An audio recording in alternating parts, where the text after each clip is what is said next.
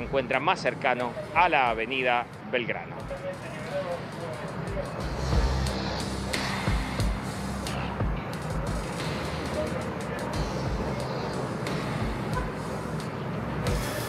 Muy buenas tardes a todos, bienvenidos a Tarde a 24, bienvenidos a MMD. Ya estamos arrancando con todo la tarde, con mucha información de lo que está sucediendo en la negociación con el Fondo Monetario Internacional. Ahora vamos a contar algunos detalles exclusivos y también vamos a contar qué está pasando con la variante sudafricana, con la variante Omicron, que está generando mucho temor, obviamente, y muchos problemas en Europa y también en Estados Unidos, pero ya se ha detectado también el primer caso acá en la Argentina, así que vamos a estar en un ratito hablando de qué está pasando con la variante Omicron y qué está pasando con la posibilidad de un rebrote ahora con esta variante, si es más letal o no y si las vacunas actuales son efectivas o no. Hubo declaraciones de la ministra de Salud, Carla Bisotti, hace un ratito. Bueno, empieza una semana clave en la negociación con el Fondo Monetario Internacional.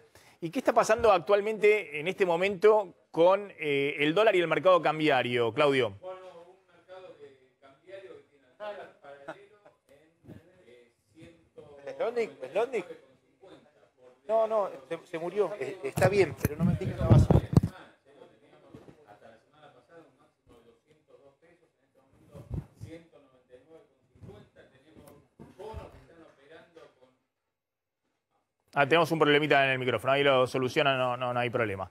Ahí está. Los bonos están operando con leves subas en este momento, digamos, con la expectativa de la negociación con el Fondo Monetario Internacional. Insistimos con el tema del dólar, el paralelo está un peso abajo de la cotización del último viernes, marcando 2,5 pesos de descenso si uno toma en cuenta lo que ocurría hace una semana. Lo que pasa es que hay una expectativa de posible cierre del acuerdo de aquí hasta fin de año, y bueno, el mercado en un momento donde también en diciembre, hay que recordar, ante la necesidad de pesos aparecen justamente una mayor oferta de dólares en el mercado, entonces eso le quita tensiones justamente al frente cambiario. Los bonos levemente positivos, y lo que no es el dólar paralelo, lo que son los otros dólares, los financieros libres, operando en este mediodía igual que el último viernes, entre 215 a 217 pesos es el rango de cotizaciones que tenemos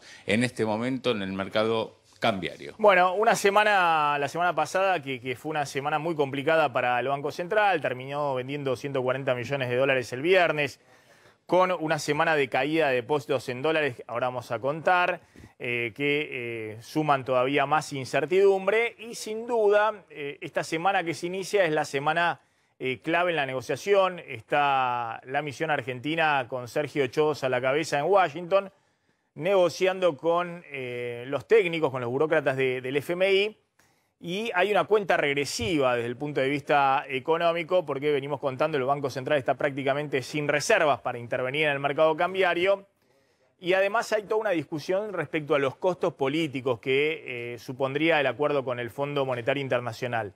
El gobierno se ha tratado de desplegar en las últimas semanas y sobre todo muy intensamente los últimos días la idea de que el acuerdo con el fondo no va a implicar un ajuste.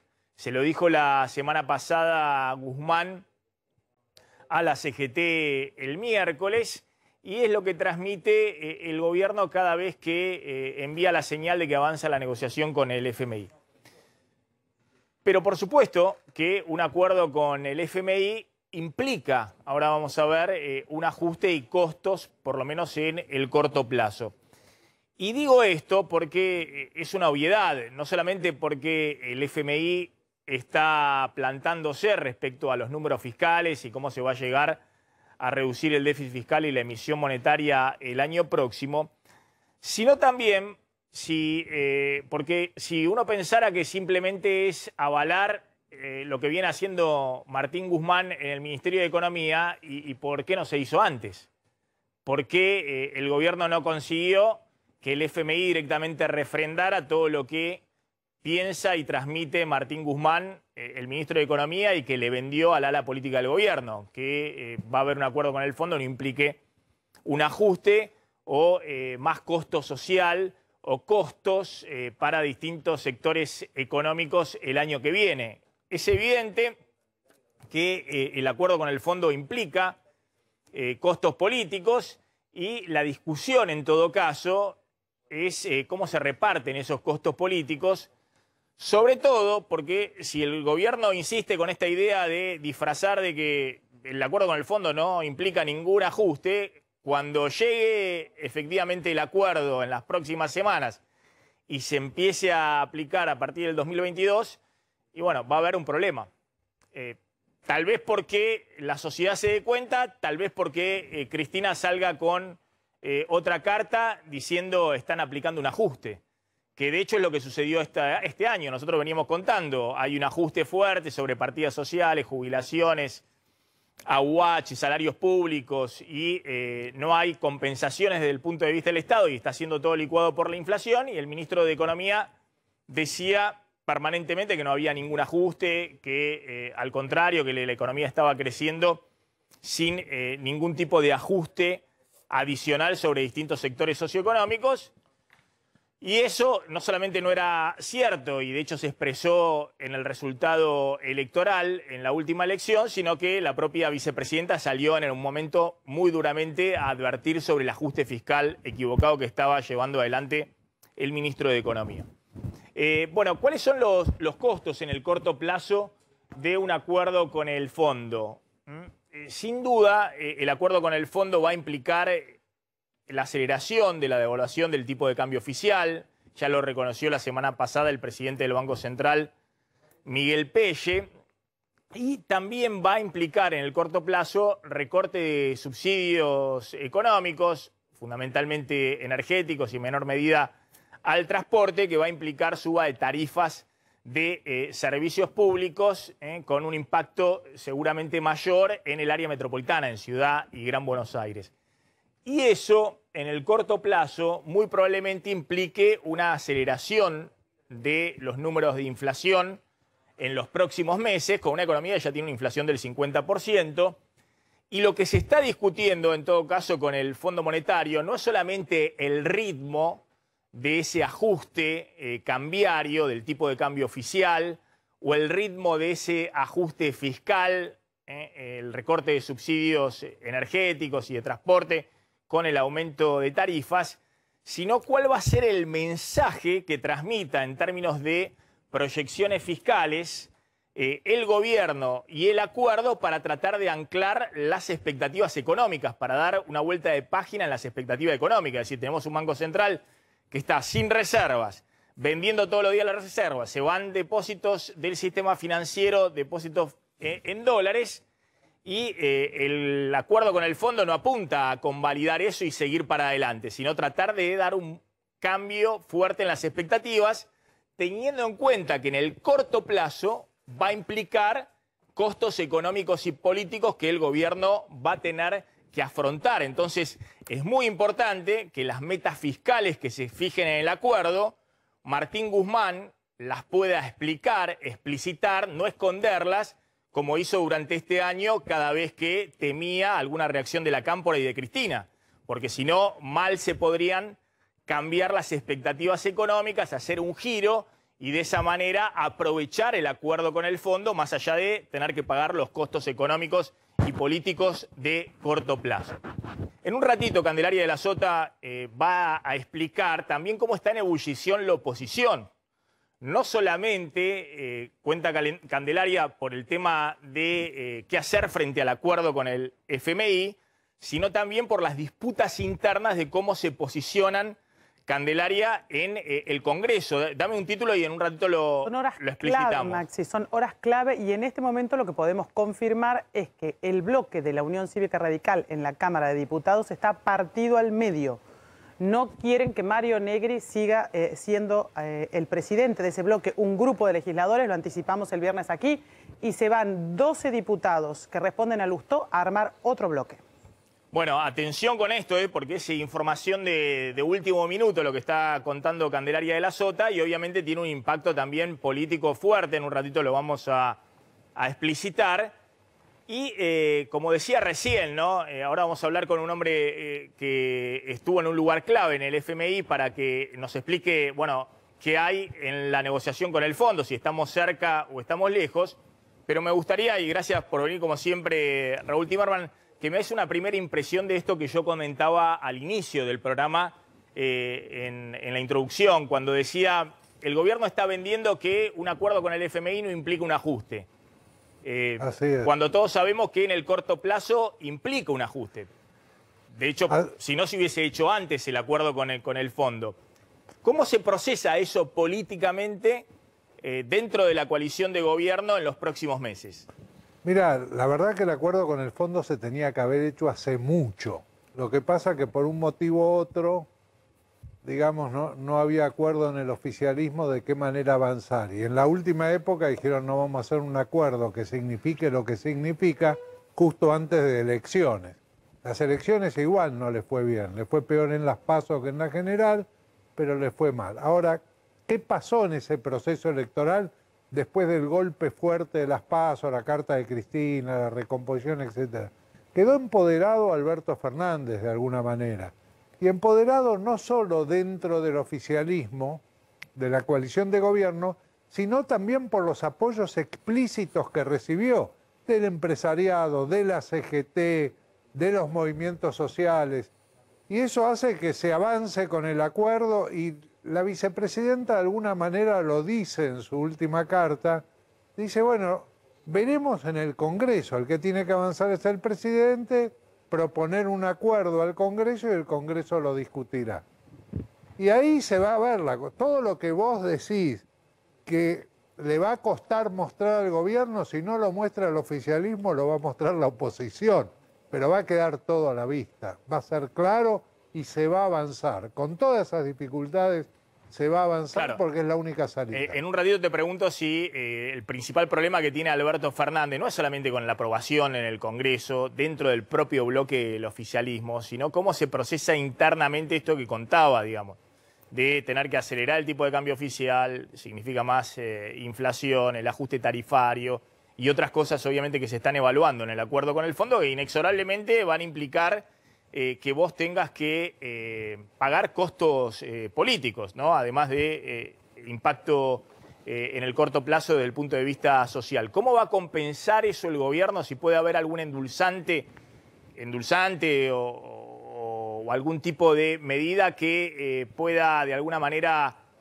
no digo disimular, pero que pueda mostrar que no es solamente ajuste lo que trae el acuerdo con el fondo. Ahora va a contar Claudio Zlotnik si efectivamente va a haber un paquete de ayuda social para fin de año o no, paquete que se viene anunciando hace tiempo, que el gobierno tuvo que postergarlo, no lo pudo desplegar en la campaña electoral. Básicamente estamos hablando del bono para jubilados y el bono para la UH, y si esto está en marcha o no para diciembre, en medio de la negociación con el FMI.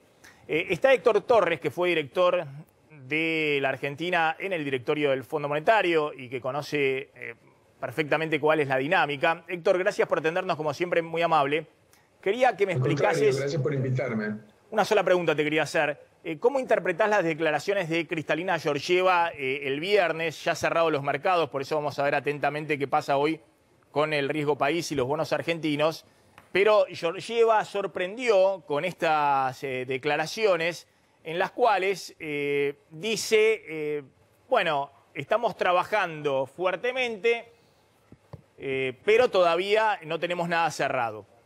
Es importante trabajar hacia un programa que mejore significativamente los fundamentos macroeconómicos de Argentina y coloque a Argentina en una senda sólida para recuperarse de estas crisis económicas, la típica frase de ocasión de los directivos del FMI, y después agrega esto que generó mucho ruido y que muchos se preguntaron, bueno, ¿y si se posterga todo el plan que había anunciado el gobierno, qué pasa? La otra frase es la clave, ¿no? Donde dice, hemos trabajado hasta ahora de manera constructiva, pero aún queda mucho por hacer, ¿no? Y cuando le preguntan, bueno, ¿y cuándo va a ser la fecha? Para el acuerdo, responde, el acuerdo se va a hacer cuando se tenga que hacer. Esa es la respuesta que en esta entrevista, a ver si podemos ver las imágenes, que dio, creo que a la agencia Reuters, ¿no? Cristalina Georgieva, la directora gerente del FMI, bueno, habló del caso argentino. ¿Cómo interpretás, Héctor, estas declaraciones? ¿Significan que puede haber una postergación o es que quiso salir del paso en medio de una negociación que está en su recta final? No, lo que significa es lo que dijo, hay mucho por hacer. Para llegar a un acuerdo de facilidades extendidas, y esto es lo, me parece, primero porque es lo que estamos pidiendo, segundo por lo que realmente necesitaríamos, por varias razones. Ella dijo, buscamos mejorar significativamente los fundamentos macroeconómicos. Eso no se hace simplemente achicando la brecha o actualizando las tarifas eléctricas.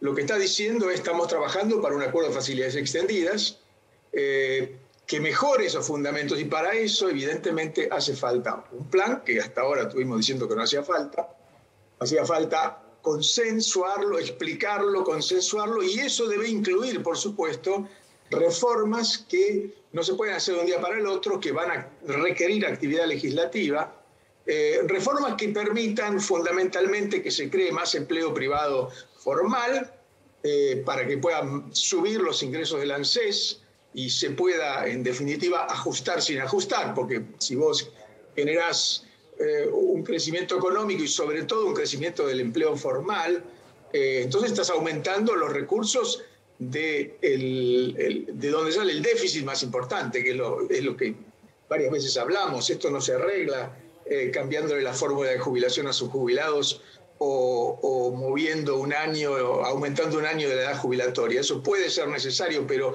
la verdad que pensar que vas a arreglar el déficit con eso solamente es mentirse. Entonces, y lo otro, obviamente, hace falta mejorar el sector externo. Para eso, obviamente, también cerrar la brecha, tener un sistema cambiario. Yo no creo que ellos pidan cerrar la brecha de golpe, ni que mucho menos que pidan eliminar el cepo de golpe, pero lo que van a pedir es ir transitando hacia un régimen cambiario normal con un solo tipo de cambio. No va a ser de un día para el otro, pero por lo menos saber hacia dónde vamos. Yo diría que lo más importante es tener en cuenta que este acuerdo solo va a triunfar si genera confianza. Y nosotros le podemos pedir plata al fondo, pero la confianza la tenemos que edificar nosotros, no te la presta el fondo. Ahora, la pregunta que te hacía respecto a este punto es el tema de si hay ajuste o no hacia adelante. Uno debiera reformularlo y plantear si el ajuste es ordenado o es desordenado, ¿no?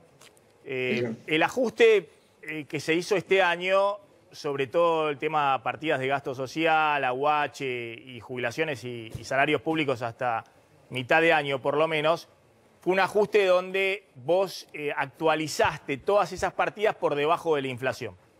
Y sí, eso naturalmente es el ajuste. Que me tengo entendido que esa es un poco también la fórmula que muy probablemente se aplique con muchas partidas el año que viene, es decir, que vayan por debajo de la inflación. Pero hay una partida que tiene que ir por lo menos igual o por arriba de la inflación, es decir, que es al revés de la lógica. Todo el gasto público, a diferencia de López Murphy, que se ponía y decía, recortamos 12% las jubilaciones y demás en términos nominales, acá nadie va a volver a hacer eso, me imagino, en el futuro, después de la experiencia de lo que fue el 2001. El primer semestre de este año ocurrió algo parecido, pero básicamente porque muchas partidas fueron por debajo de la inflación y de la recaudación.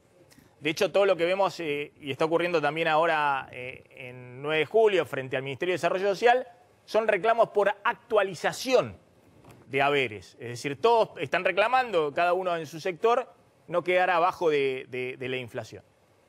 En el caso de tarifas públicas, ahí tenés un problema, digamos, porque si las dejás quietas es al revés, digamos. Se potencian los subsidios, entonces ahí tenés que tener un aumento que sea igual o mayor que la inflación, ahí hay que ver entre qué sectores se reparten. ¿Vos estás viendo que esa dinámica el fondo la va a querer imponer rápidamente a principios de 2022 junto con la corrección cambiaria? Es decir, porque todo eso implica en el corto plazo, tarifas, corrección cambiaria, aceleración inflacionaria. Bueno, la verdad que lo que significa es sincerar una inflación que la tenés escondida, porque esas tarifas vos las podés parar, las podés pisar porque estás aumentando los subsidios. Y si aumentás los subsidios, lo tenés que financiar con emisión. Y la emisión genera inflación. Con lo cual yo no estoy tan seguro de que actualizar las tarifas quiera decir automáticamente inflación. Probablemente, pero la en el corto plazo, no hay que dejar de tener en cuenta, no hay que dejar de tener en cuenta de que para mantener esas tarifas creciendo o congeladas o creciendo por debajo de la inflación, vos necesitas emisión monetaria. De modo que no es tan simple llegar a la conclusión de que porque, digamos, el fondo te pida actualizar las tarifas, la inflación va a subir tanto como vos tenés que actualizar las tarifas. Eso depende también de lo que dijimos antes, depende de la confianza en el cumplimiento de este programa que vamos a tener con el fondo. Porque si la verdad es un programa más de lo que vamos a firmar y que no vamos a cumplir, lo más probable es que los primeros días haya buenos titulares en los medios de prensa especializados, haya una oportunidad de inversión financiera de corto plazo, digamos, los títulos seguramente van a subir de precio, se puede hacer dinero con los que lo compraron a precio de incendio como están ahora, me refiero a los bonos argentinos y las acciones, por supuesto, de la empresa privada, pero ese tipo de inversión, llamémoslo, ese tipo de especulación financiera siempre se da cuando hay un acuerdo. El problema es que se genere confianza en los actores económicos que te traen dinero para crear empleo y exportaciones. Y eso únicamente lo vas a lograr si tenés un programa que está consensuado, medianamente consensuado, y que las fuerzas económicas, las que queremos defender, estén convencidas de que después del 2023 sí puede haber un cambio de gobierno, pero la política, el cumplimiento de esos compromisos se va a seguir. Héctor Torres, gracias, como siempre muy amable, muy claro en los conceptos, muy interesante escucharte como siempre, gracias. Ahí estaba gracias a vos. Héctor Torres, ex funcionario, ex director del FMI, representante de la Argentina ante el Fondo Monetario Internacional.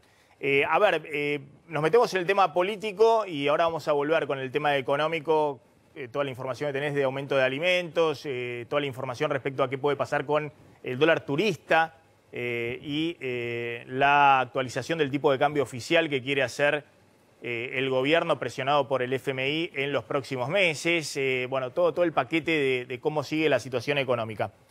Candelaria, bueno, novedades ya venían con fuertes pujas internas para repartir los cargos en diputados y en senadores, la oposición, los cargos en las cámaras respectivas. Tanto es así que han salido ahí Milei u otros sectores diciendo son juntos por el cargo, no juntos por el cambio, en términos de estas pujas políticas. Y hoy una novedad adicional respecto a estas disputas, tanto en diputados como en senadores. Exactamente, mira Maxi, la verdad es que nosotros veníamos contando lo que viene pasando hace rato y el viernes lo trabajamos en profundidad porque estuvo aquí uno de los diputados que forma parte del nuevo bloque, el que se escindió de la Unión Cívica Radical. Para empezar, ¿qué está pasando en el bloque de la Unión Cívica Radical que forma parte del interbloque de Juntos por el Cambio? Decíamos que hay un sector de radicales que consideran que Mario Negri no tiene que ser el conductor del bloque de la Unión Cívica Radical y que vienen pidiendo un recambio generacional, encabezados entre otros por Rodrigo de Loredo, cordobés, que iba junto con el senador Luis Juez en las PASO enfrentando a Mario Negri y a Gustavo Santos, ganaron las PASO y consideran que, dicen, como el que perdió va a conducir y el que ganó va a acompañar. Dice, no puede ser, dijo Rodrigo de Loredo. Y junto con algunos otros radicales que responden a Martín Lustó, armó un bloque de 12 diputados nacionales que se va a llamar Unión Cívica Radical Evolución. Estos 12 diputados van a ser conducidos por Rodrigo de Loredo, que va a ser el presidente de este bloque más chico. La Unión Cívica Radical va a conservar unos 33 diputados, presididos por Mario Negri, y de esta manera el PRO, es decir, el macrismo puro, fundado originalmente como el partido de la Ciudad de Buenos Aires que fundó Mauricio Macri hace ya muchos años, va a conservar los 47 diputados. Después, cuando sumamos Esto, más el pequeño bloque que armó Emilio Monzó con Margarita Stolbizer, otro monobloque que va a armar Ricardo López Murphy y algunos que acompañan desde partidos provinciales, da unos 116 diputados que son de Juntos por el Cambio como un interbloque. Todavía no se sabe, Maxi, qué va a pasar, con quién va a presidir ese bloque, ese interbloque grande de 116 diputados, porque anteriormente lo hacía Mario Negri, que en su momento estaba fortalecido. En este caso dicen, si está debilitado, ¿quién va a quedar? Tal vez Cristian Ritondo, que es quien preside el bloque del PRO. No se sabe, son horas claves porque mañana juran los diputados electos. Juran mañana 7, tradicionalmente juraban los días 10, pero por cuestiones que ocurren en las provincias y demás, se adelanta la jura, van a jurar el 7, por supuesto van a entrar en funciones el 10 recién. Pero entonces en este momento hay un nivel de negociaciones en el Congreso para cargos, oficinas, despachos y todo lo que te puedas imaginar que no te lo puedo contar. Es tremendo por estas horas. Explota el Congreso. Y Candelaria, también están discutiendo en el Senado, ahí sí conserva Lustó, ahí el embate sobre Lustó. Claro, exactamente. Digamos, así como Lustó estuvo armando el embate sobre Negri en diputados. Exactamente. Y no pudo voltearlo de ser el presidente del interbloque de la Unión Cívica Radical, entonces abre su bloque de diputados adeptos como Jacobiti, Tetaz, de Loredo. Exacto. Ojo que en el Senado van por Lustó, que es el vicepresidente En una segundo devolución del de Senado. atenciones, el radicalismo le dijo a Lustó, ok, entonces la vicepresidencia del bloque de senadores podría recaer en manos de Carolina Lozada, que entra, digamos, empujada por el radicalismo. Habrá que ver, como te digo, son horas claves para las definiciones de los cargos dentro de cada bloque, para los diputados y senadores nuevos, toda la cuestión vinculada a su organización, despacho, qué comisiones van a integrar, todo de acá hasta mañana a las 4 de la tarde, que es la ceremonia formal. Bueno, atención con ese punto, ¿no? Carolina Lozada, la senadora por Santa Fe, va para desplazar a Lustó en la vicepresidencia segunda del Senado, digamos, otro de los cargos importantes. Muchas diferencias internas dentro de Juntos por el Cambio, Maxi. Muchos decían como la unidad le sirvió para ganar, pero ahora después de ganar se muestran todos divididos. Bueno, hay como una cosa muy revolucionada dentro de Juntos por el Cambio. ¿Cómo estás viendo, Raúl, toda esta ebullición en la oposición? ¿Tiene que ver con los cargos en diputados y en el Senado, o es también la discusión de fondo de cómo se plantan frente al gobierno, más dialoguistas o más intransigentes?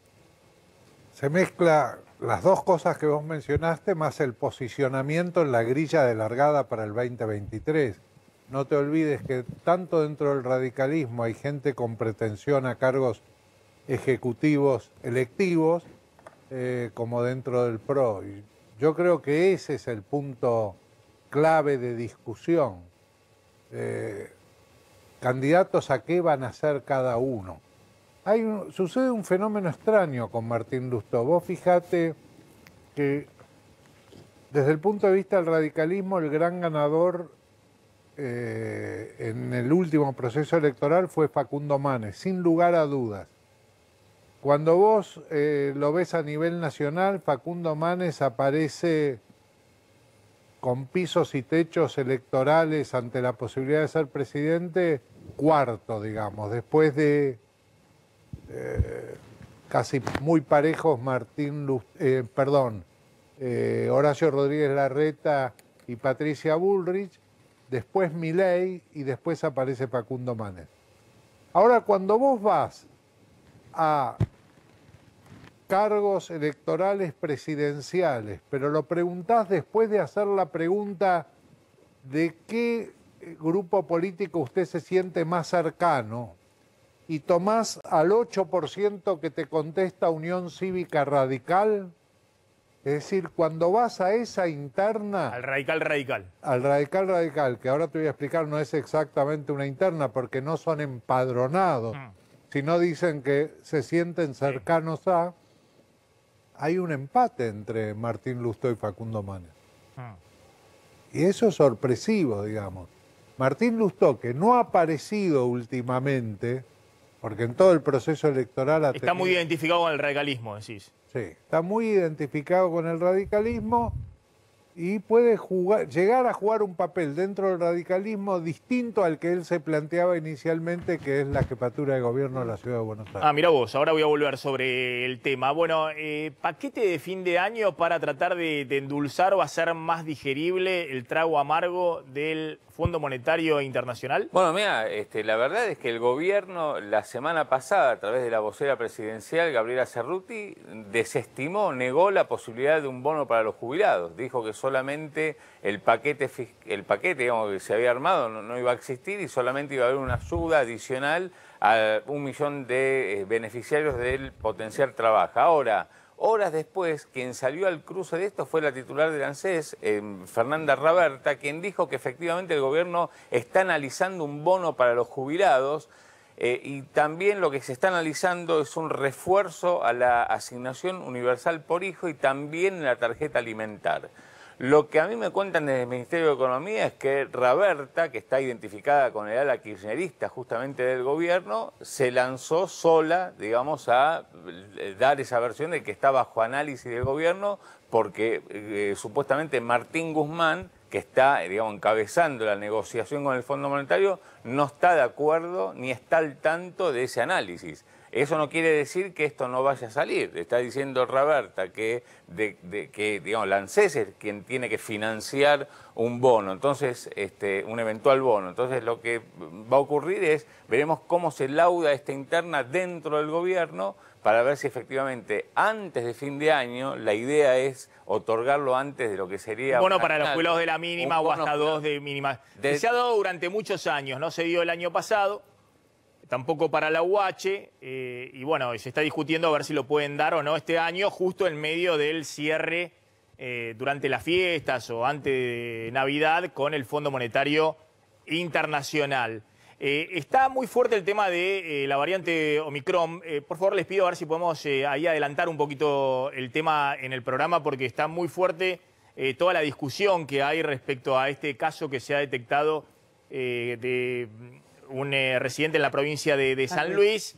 Ahora va a contar Candelaria, que parece que fue cuidado, digamos, el tema de su regreso de Sudáfrica vía Estados Unidos a través de Seiza, llegando a la provincia de San Luis, pero ha habido declaraciones, ahora vamos a reflejar en el tape, de la ministra Bisotti, y hay máxima alerta respecto a la circulación de la variante Omicron acá en la Argentina, así que en un ratito les pido por favor a ver si podemos adelantar y poner en el programa en primera plana este tema. Bueno, decíamos que el acuerdo con el fondo iba a implicar una corrección del tipo de cambio oficial. Fíjense cómo ha corrido el tipo de cambio oficial este año respecto a cómo corrió en el 2013, porque todos están viendo el experimento de Kicillof y Cristina en el 2013, que también, como todos los años electorales, se atrasó el tipo de cambio oficial respecto a la inflación y después se trató de acelerar, no provocar una devaluación, sino acelerar las mini devaluaciones diarias, pero lamentablemente en enero del 2014 hubo que soltar el tipo de cambio oficial, hubo un salto del 20% y eso aceleró fuertemente la inflación. Fíjense, así corrió el tipo de cambio oficial 150 días antes del salto cambiario en el 2013. Como ven, el tipo de cambio, la línea azul, en el 2013, en ese año electoral, corría más rápido de cómo corrió este año.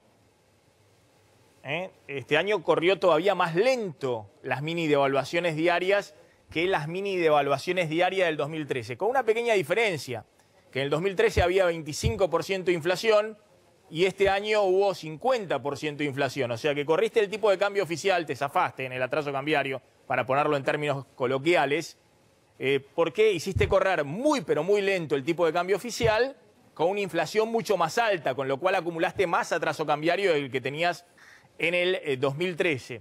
Después de la elección de octubre, nosotros lo mostramos, la elección de octubre era más o menos por acá, el gobierno, en ese entonces ministro de Economía Kicillof, acelera, la pendiente se vuelve más vertical del tipo de cambio oficial, las mini devaluaciones diarias, lo que se llama técnicamente el crawling peg, se acelera.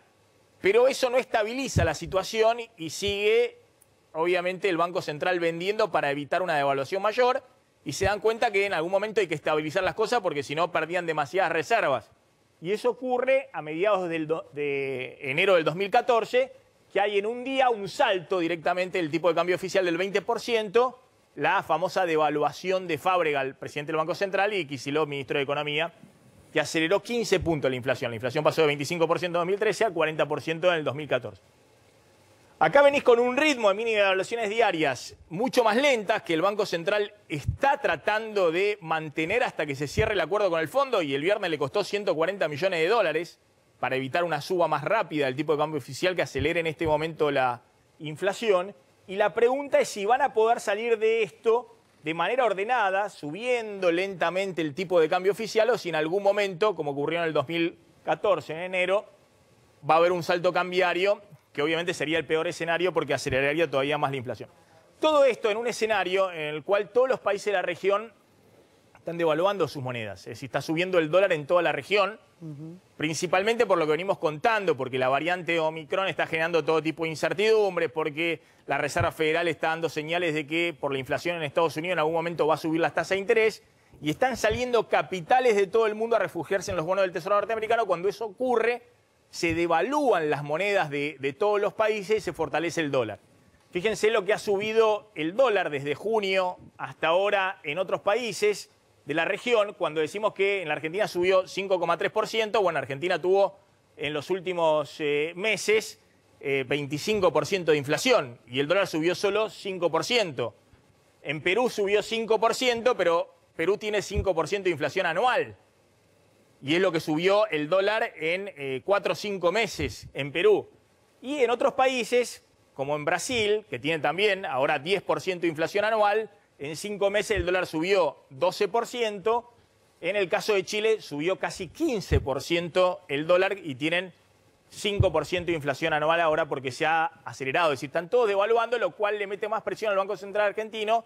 Y obviamente todos estos gráficos que estoy mostrando, el FMI se los está mostrando a Guzmán, que obviamente los conoce también a la perfección. En este contexto, el gobierno tiene ese primer gran dilema: ¿qué hace con la evolución del tipo de cambio oficial? Y del otro lado, cuando más rápido mueva ese tipo de cambio oficial, más aumento va a tener en el precio de qué, y fundamentalmente el precio de los alimentos.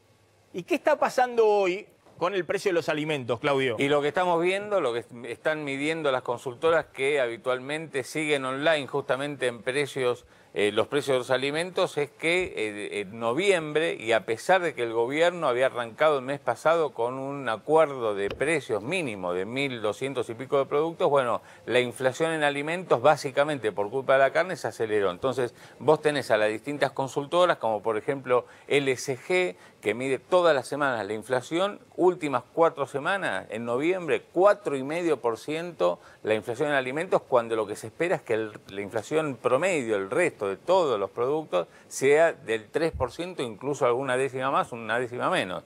EcoGo, que es de la economista Dalpolleto, mide en alimentos 3,9% de inflación. Orlando Ferreres, 3,3%. Equilibra, que es del economista Martín Repetti, también 3,3%. Analítica, del economista Delgado, 3,2%. Y lo que nos enteramos, digamos, todos están midiendo alimentos por encima del resto. Y lo que salió el viernes pasado, antes de entrar al fin de semana, es que las consultoras, de acuerdo a lo que le dicen al Banco Central de cuál es la previsión de inflación para este año, dieron 51,1%, que el 2021 va a terminar 51,1%. Esto es un punto más de lo que habían medido la última vez. Es un poco lo que venimos viendo. Para el año que viene están viendo una inflación arriba del 52%. O sea, y sería un escenario satisfactorio, que vos podés corregir todos estos precios que están atrasados y la inflación te queda más o menos en el nivel de este año. Claro. Ese sería el éxito del programa del año que viene. Y seguís creciendo, corregís precio de tarifa, corregís precio del dólar oficial y demás, y la inflación no se te disparó más allá del 50%. Es el escenario optimista, es el escenario donde las cosas salen bien. Claro, ninguna consultora está previendo una devaluación porque cuando hace estos cálculos. O sea, no, está bien, pero más allá de lo que digan las consultoras, porque pueden decir muchas cosas y en general los pronósticos que hacen no aciertan. Lo que quiero poner en contexto es que ese es un escenario donde, bueno, las cosas funcionan. Vos corregís los precios que te quedaron atrasados este año sin acuerdo con el fondo, los corregís con acuerdo con el fondo, con el paraguas de las expectativas y demás, y tenés más o menos la inflación de este año, con la economía que sigue creciendo. Es el mejor escenario posible para el año que viene. Lo que sucede es que para mí, en los próximos meses, vas a tener que pagar costos adicionales. Ese es el año de cómo termina el año, pero en el medio tenés que atravesar a algún río revuelto, que es justamente cuando corregís los precios que no venís corrigiendo los últimos 2 años. Y esa es un poco la discusión que está sobre la mesa con el FMI. Me querías plantear un tema que tenía que ver con los locales vacíos en avenidas principales, donde ha habido una reactivación del consumo, una reapertura de locales después de los cierres masivos que produjo la pandemia y la cuarentena y todo lo demás, pero todavía se está, en muchos casos, desde el punto de vista comercial, por debajo de los niveles prepandemia. Claro, las cámaras justamente comerciales lo que hicieron fue hacer un relevamiento en las principales avenidas de la ciudad de Buenos Aires. Sobre esas principales avenidas, Avenida Santa Fe, Avenida Córdoba, Avenida Cabildo, Avenida Rivadavia, Avenida Corrientes, agarraron las 100 cuadras donde más locales comerciales hay. Y lo que notaron fue que hoy en día sobre esas 100 cuadras hay 440 locales cerrados, vacíos, contra un nivel de cierres que había antes de la pandemia menor.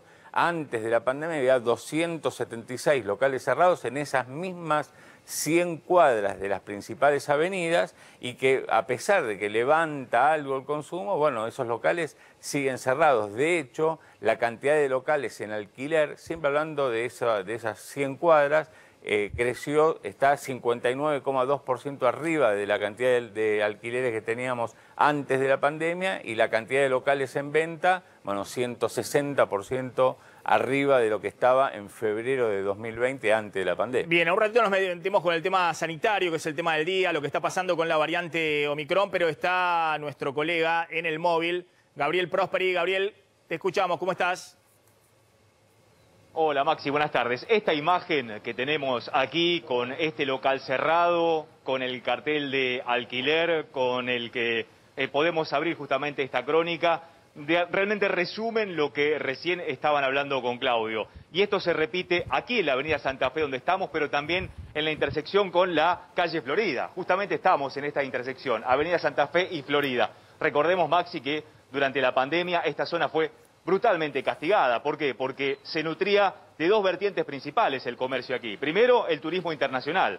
Esta zona obviamente es de las más mostradas de Buenos Aires, de las más tradicionales, y aquí todo turista que llega del exterior quiere pasear por la calle Florida, quiere venir justamente a la Plaza San Martín, quiere recorrer estas calles. Y después, el trabajo de oficina. El home office ha reemplazado y sigue reemplazando el trabajo de oficinas aquí. Muchos edificios son cascarones vacíos, realmente hay que decirlo, y la actividad comercial justamente se ha visto notablemente afectada por esas 2 vertientes que se han secado durante la pandemia. Uno pensaba que en la pospandemia inmediatamente se iba a reactivar. Bueno, al parecer no es así. Pero para que pueda hablar con ustedes con mayor dato, con mayor efectividad respecto de lo que estamos hablando, estamos con Jorge Alberto Rodríguez, Maxi, que es el secretario de Hacienda de la Federación de Comerciantes de la Ciudad de Buenos Aires, de FECOBA. Ya los está escuchando y él seguramente se vino encarpetado, vino con datos de todo tipo para poder hablar con ustedes. Gabriel, ¿cómo te va?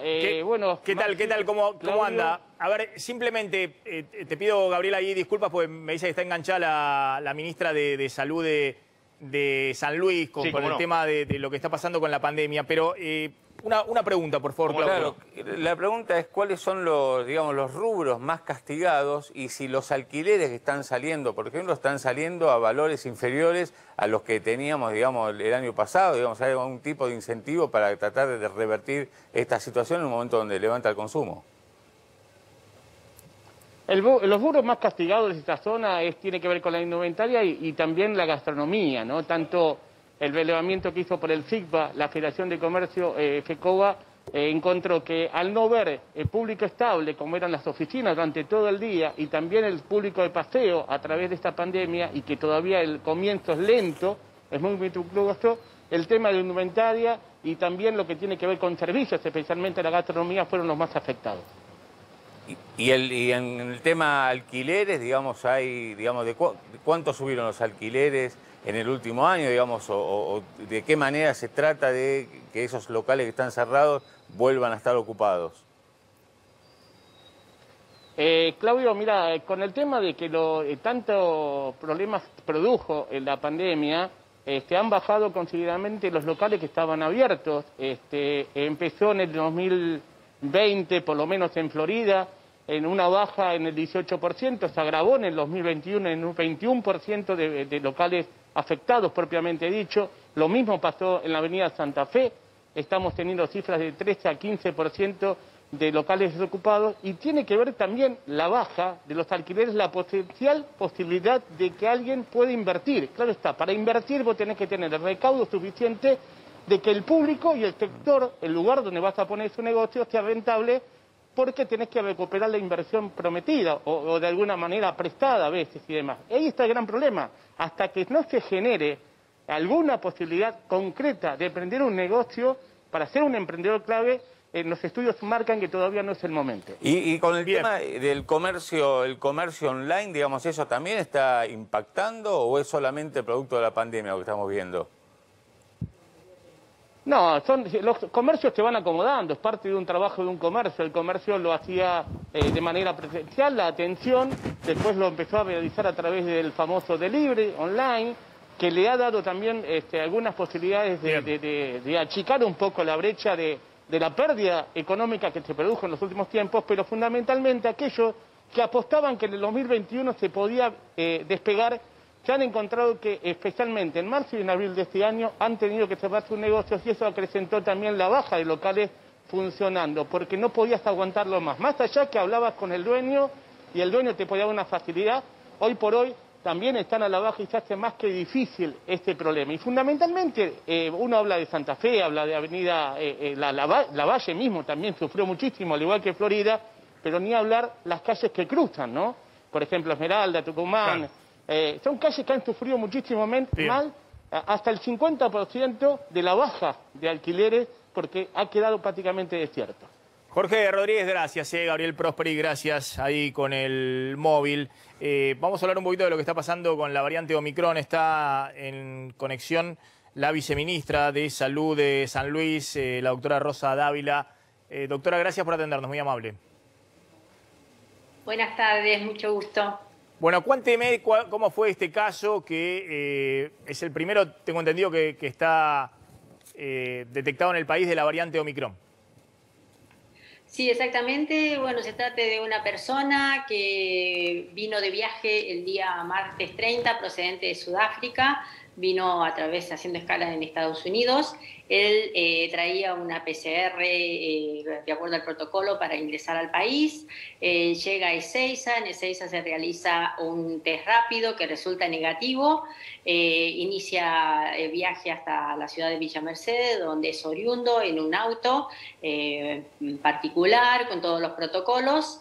Y el día jueves 2 se entera de que algunos compañeros con los que había estado en Sudáfrica dan positivo para COVID, entonces toma contacto con el sistema de salud, donde nosotros le realizamos un test rápido que resultó positivo, y bueno, ahí se iniciaron todos los estudios para determinar de qué variante se trataba. Ministra, buenas tardes. Quería preguntarle, ¿qué es lo que pasa con las personas que tuvieron contacto con esta persona desde que llegó, desde que aterrizó en Ezeiza hasta que llegó a su casa? ¿Se los manda a hisopar, se los contacta? ¿Cuál es la decisión y cuál es el procedimiento que se pone en marcha?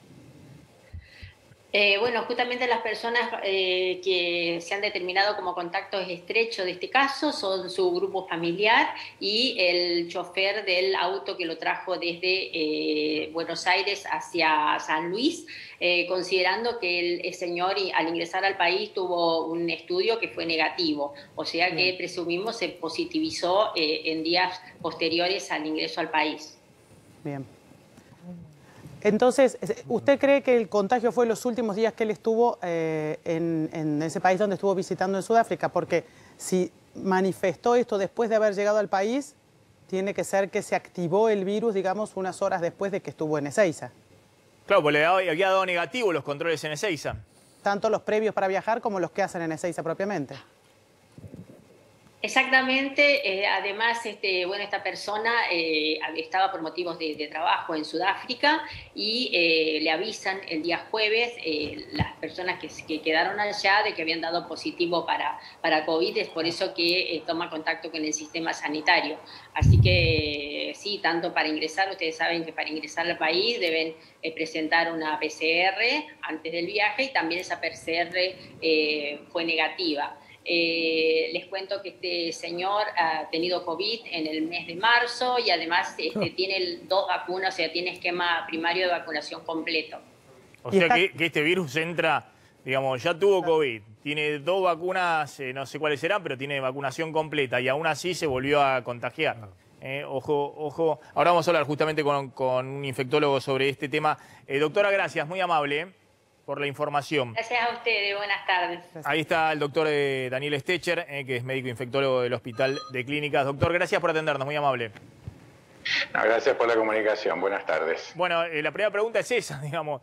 Justamente esta persona ya había tenido COVID este año, tenía la vacunación completa e igualmente se contagió. Bueno, acá lo que hay que tener en cuenta son 2 cosas. Primero, que esta variante Omicron, como las otras variantes, necesitamos tiempo para saber cuál es el impacto que va a tener, tanto en transmisibilidad como en eventos graves, como en qué protección da la vacuna. Hasta ahora lo que hemos visto con algunas variantes es que si bien se pueden transmitir, como la Delta, no son casos de gravedad. Esto quiere decir que la vacuna está cumpliendo la segunda función que tiene después de prevenir la enfermedad, es prevenir las formas graves. Así que tenemos que tener tiempo para ver qué es lo que sucede con Omicron y su relación con las vacunas, pero estamos empezando a conocer esta nueva variante. Hoy la ministra Bisotti, no sé si son declaraciones alarmistas, ha dicho, no sabemos si Omicron escapa a las vacunas. Sería más contagiosa pero menos letal. Pero me quedo con esa frase, no sabemos si Omicron escapa a las vacunas. ¿Qué significa esto? Es lo que acabo de explicarles, pero lo voy a profundizar un poco más.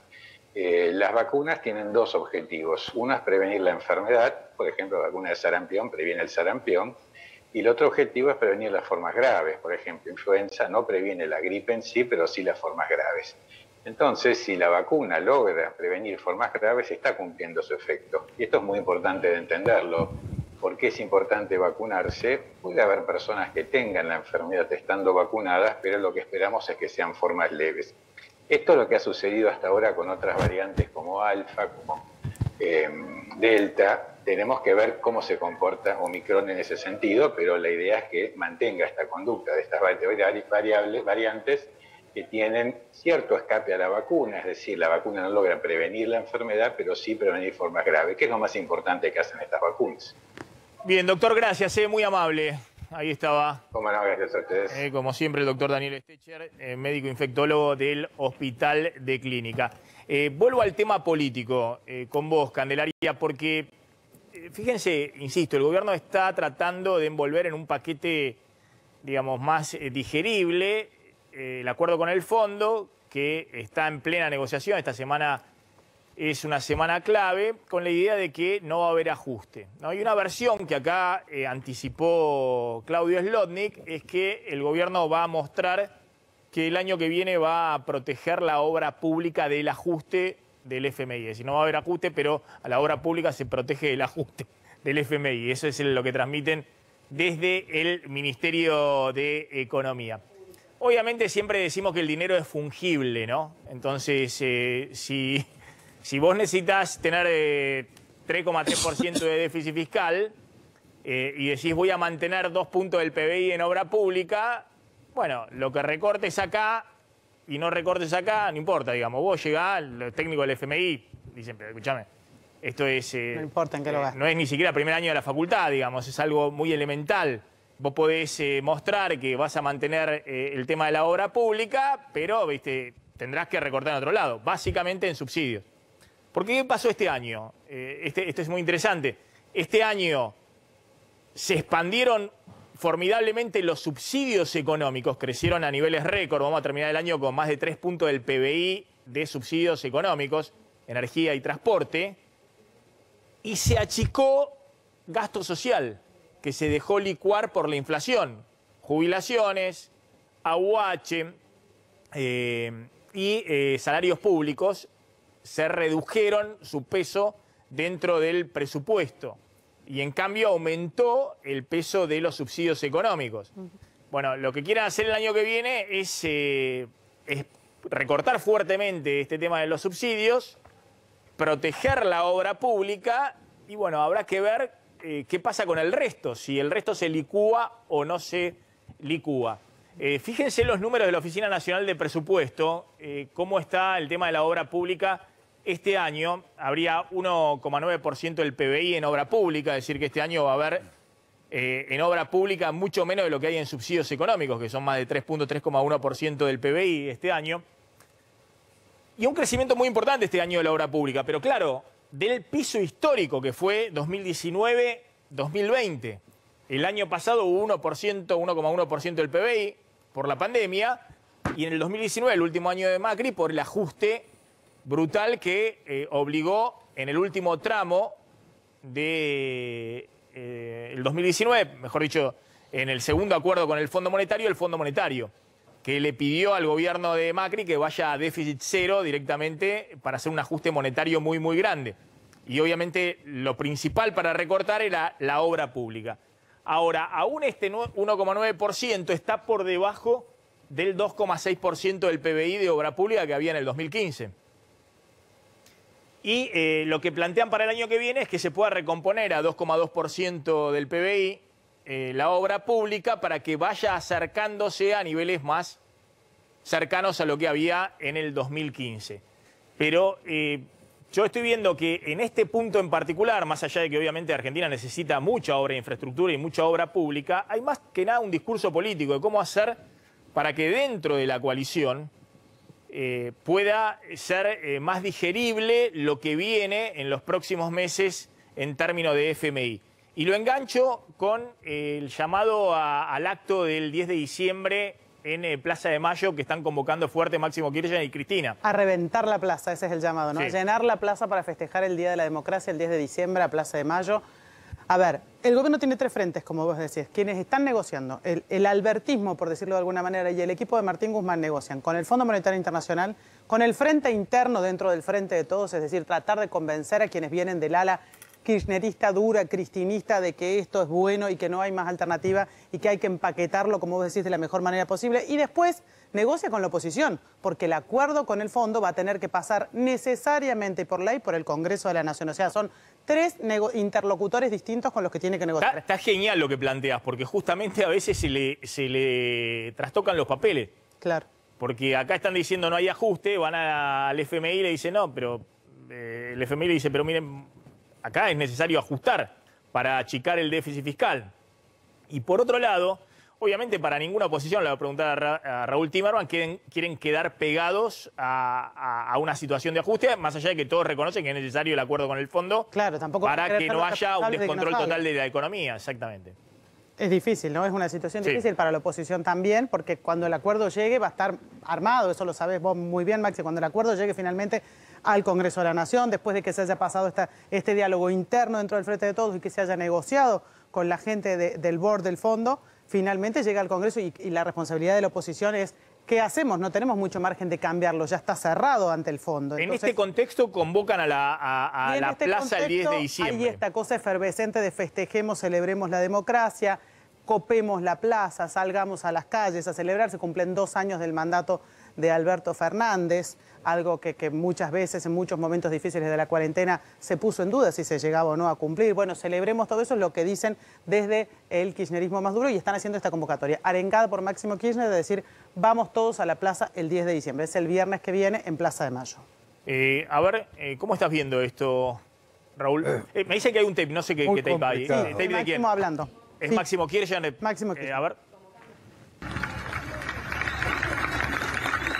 Quiero convocar a cada compañero y compañera que está hoy acá y también a los que no están a reventar en serio la Plaza de Mayo el 10 de diciembre para dar una enorme demostración de agradecimiento y de voluntad popular para poder transformar la Argentina y que el pueblo argentino también pueda abrazar a alguien que, al igual que Cristina, sufrió la persecución y que será el próximo presidente de Brasil, que es el compañero Lula da Silva. Así que el 10, el viernes que viene, marchamos con alegría, de a miles, reventamos la Plaza de Mayo y damos una enorme demostración de lo que es la voluntad de un pueblo cuando quiere realmente transformar la realidad. Claro, no, a ver, ahí entendí todo. No lo había visto el tape. No lo había. A ver, acá lo que están discutiendo internamente es Alberto Fernández tuvo una Plaza de Mayo después de la elección general del 14 de noviembre. El miércoles siguiente a la elección del 14 de noviembre, una Plaza de Mayo que estuvo pensada originalmente. El día de la militancia, el 17 de noviembre. Estuvo pensada originalmente para bancar a Alberto Fernández frente a un posible embate de Cristina similar al que hubo después de las PASO. Ese embate de Cristina no llegó, pero sí estuvo Alberto Fernández el 17 de noviembre, 3 días después de la elección, en un acto en Plaza de Mayo, donde la convocatoria, bueno, fue fundamentalmente sindicatos, algunos intendentes.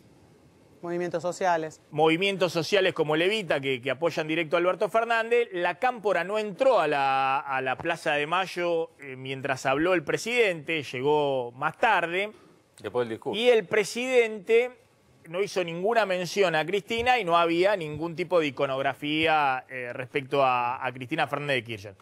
Cuando Máximo Kirchner dice recién, vamos a llenar la plaza, vamos a reventar la plaza en serio, está dando el mensaje de que esta es una plaza que quiere llenar el kirchnerismo como un mensaje para Alberto Fernández. A ver, lo tenés 10 segundos, los primeros 10 segundos de nuevo, en el cual envía un mensaje inequívoco. Cualquiera interpreta eso y obviamente el primero que lo interpreta es el propio presidente. Mirá. Quiero convocar a cada compañero y compañera que está hoy acá y también a los que no están a reventar en serio la Plaza de Mayo el 10 de diciembre. Ahí está, Bueno, ahí está. A ver, Raúl Timerman. Bueno, sí, a reventar en serio. Muy impresionante los mensajes que se envían desde Casa Rosada a Cristina y desde la Cámpora y Cristina al presidente. Acá hay varios interrogantes. Bueno, primero recordemos una cosa. Cristina fue el alma mater de la celebración del Bicentenario, donde, digamos, se puso en juego una parafernalia infernal y hubo una gran participación popular.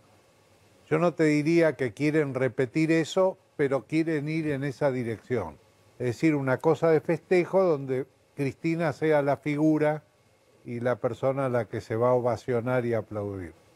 El tema es qué van a hacer el resto, qué van a hacer los movimientos sociales, qué va a hacer la CGT.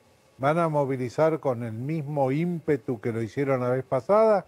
¿O esto es un poco la contraplaza? La vez pasada, el 17 de noviembre, unos ocuparon la plaza, ahora otros van a ocupar la plaza y vamos a ver quién la ocupa más la plaza. El tema es que cuando Alberto Fernández habló estaba solo Alberto Fernández y no habría otro orador. Ahora va a hablar Alberto Fernández y va a hablar Cristina también. Y se puede dar una situación desagradable. Que cuando hable Alberto Fernández no tenga el eco.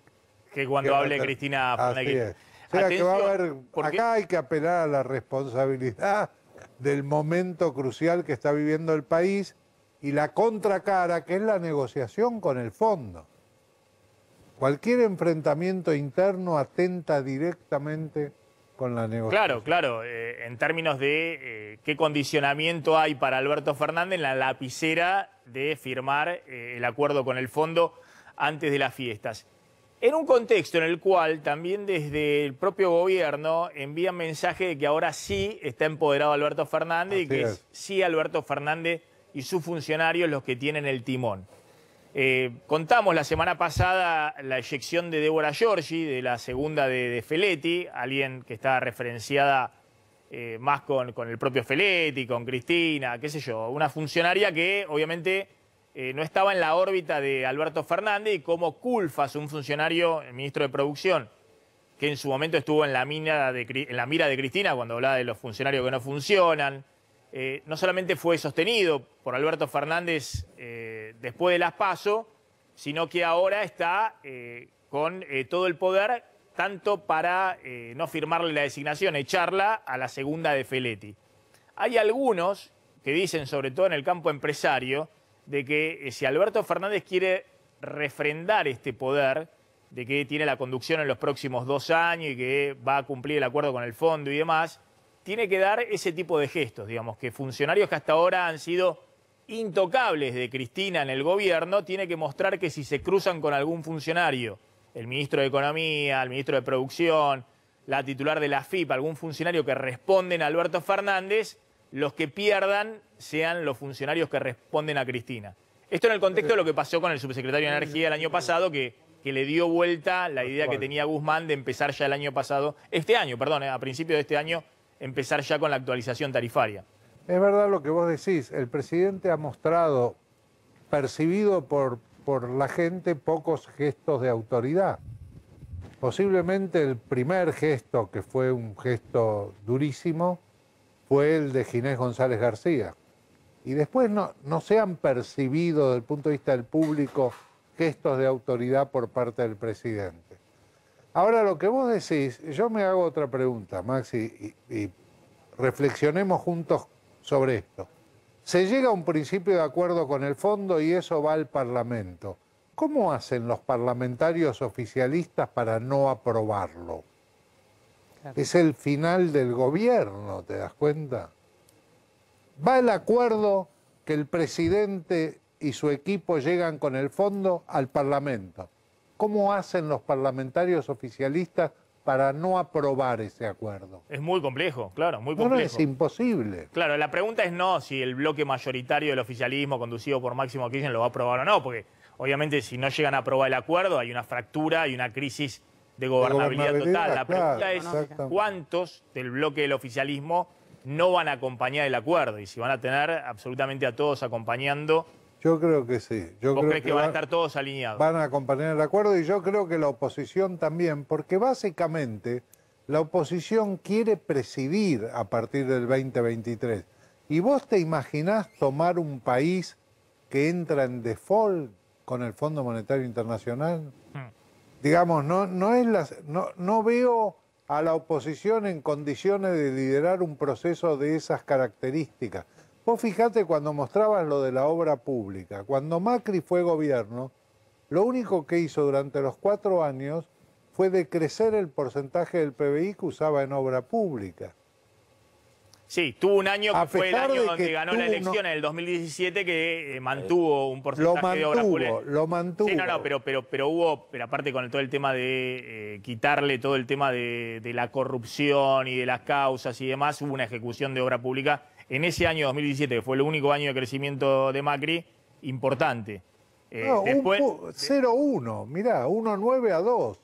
No, hubo un despliegue de obra pública. Sí. De obra pública Ahora, importante. Macri recibió fondos del Fondo Monetario Internacional que le hubieran permitido encarar programas de obra pública, pero no fueron destinados. Sí, ahí hubo un programa de ajuste, digamos, donde lo único que podías cortar, no podías cortar AUH, no podías cortar obviamente tema jubilaciones porque volaba por los aires Macri, no podías cortar salario público porque volaba por los aires.